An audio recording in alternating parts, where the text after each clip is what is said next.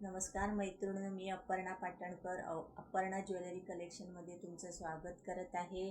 मी जे तुम्हाला वेगवेगळ्या प्रकारचं कलेक्शन दाखवते, झुमके, मंगळसूत्र, नेकलेस, याचं जे तुम्हाला मी कलेक्शन दाखवते ते तुम्हाला आवडलं तर स्क्रीनशॉट काढायचा आणि व्हॉट्सॲपला मेसेज करायचा आहे.